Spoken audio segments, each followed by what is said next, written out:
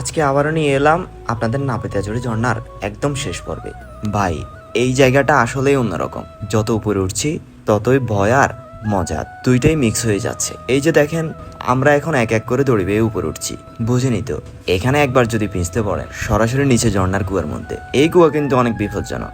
আমাদের আগে যারা এসেছিল তাদের নিয়েও অনেক দুর্ঘটনা ঘটেছে, কারণ এতটাই পিছলা হয়ে গেছে যে দাঁড়িয়ে হাঁটার মতো অবস্থা নাই। তারপরও সাহস নিয়ে একবারই উপরে উঠলাম, আর উপরে উঠে যেন দম ফেলার জায়গাও নাই, কারো মুখে আর কথা নাই, শুধু হাঁপাচ্ছে।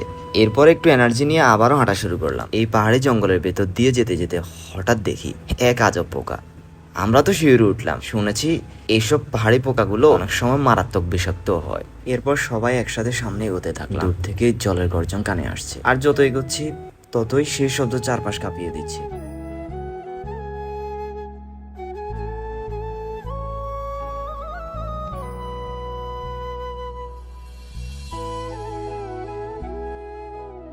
এক সময় হঠাৎ চোখের সামনে ভেসে উঠলো আসল দৃশ্যটা, নাপিতাঝড়ের মূল ঝর্ণা। উঁচু পাহাড়ের বুক ছিঁড়ে সাদা রূপেলি ধারা গর্জন তুলে নেমে আসছে নিচে। সামনে দাঁড়িয়ে মনে হচ্ছে যেন প্রকৃতি তার সমস্ত শক্তি একসাথে ঢেলে দিয়েছে এই ধারা বেয়ে। এই মুহূর্তে দাঁড়িয়ে সত্যি ভেতরটা কেমন যেন কেঁপে উঠলো। একদিকে ভয়, অন্যদিকে এক অদ্ভুত প্রশান্তি। প্রকৃতির এই রূপ কাছে থেকে দেখা আসলে অন্যরকম অনুভূতি। আজকের ভ্রমণ এখানেই শেষ, কিন্তু মনে একটা ব্যাপার স্পষ্ট হয়ে গেল। প্রকৃতির সামনে দাঁড়িয়ে মানুষ যতই শক্তিশালী ভাবুক না কেন, এক মুহূর্তেই বুঝে যায় সে কতটা ক্ষুদ্র।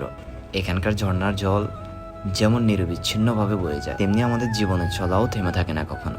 আর হ্যাঁ, হয়তো আমরা আবার আসবো, হয়তো আবার আসবো না, কিন্তু আজকের এই অনুভূতি, এই মুহূর্ত, এটা থেকে যাবে চিরদিন।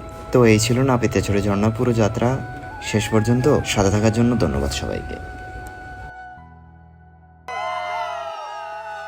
কি ভাইয়া তোমরা এখনো পড়ে আছো গ্রামে? আমরা তো ঠিকই চলে যাচ্ছি নাপিতাছড়ি ঝর্ণাতে।